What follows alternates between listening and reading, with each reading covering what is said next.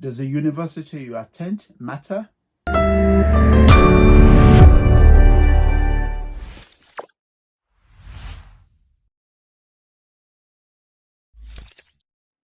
Does it matter more than the course you study at university? For example, here's a headline from the BBC website. Does it really matter which university you study at? This article then goes to list a few, three main sub-headlines, and then it speaks about some of them.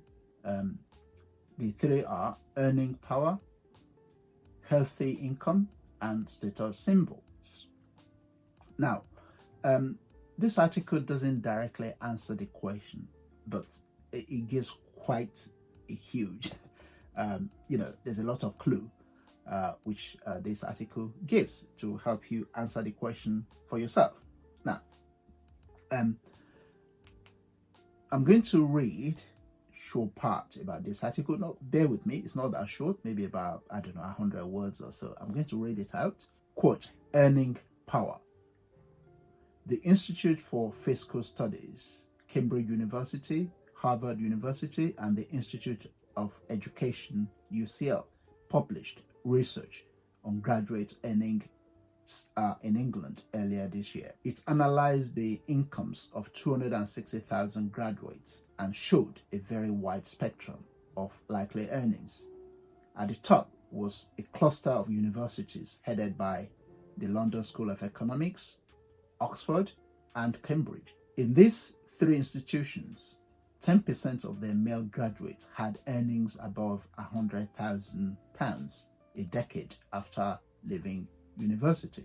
The LSE was the only place where 10% of female graduates were also in this top earning bracket. There is an earnings pecking order with about another 30 or so universities not identified by name, where 10% of graduates are earning above £60,000.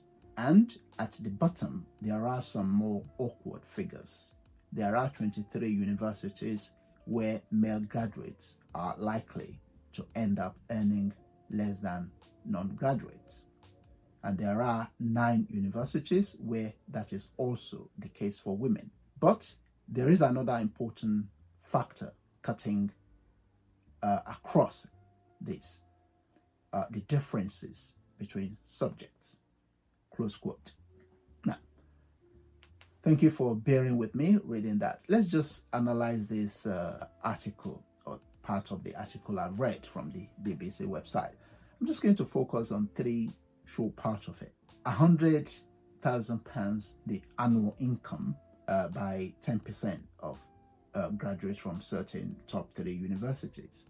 Now, the reality is the vast majority of graduates, the overwhelming majority, do not earn £100,000 a year in their lifetime. Actually, in fact, another study, a separate, completely different study by the Department of Education in England, says that the median annual salary for graduates over their lifetime is £34,000.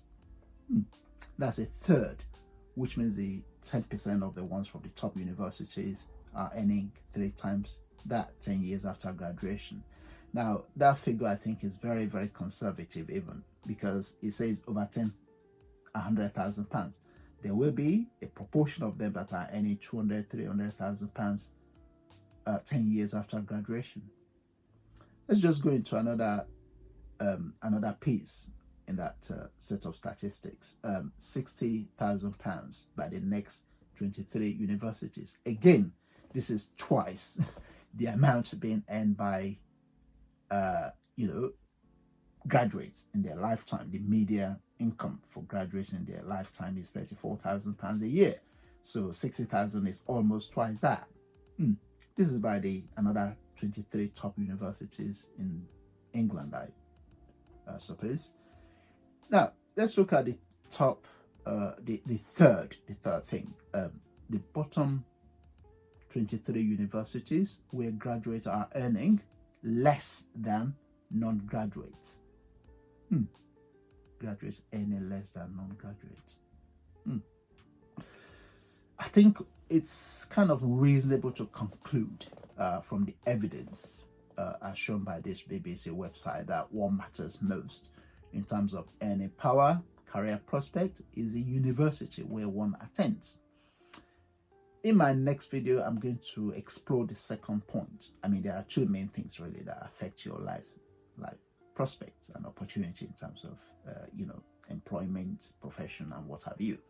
We're not talking about celebrities or top artists, pop stars. We're not talking about that, but people in the professions, which is like most graduates. The two things are the university you attend and the degree you study at university.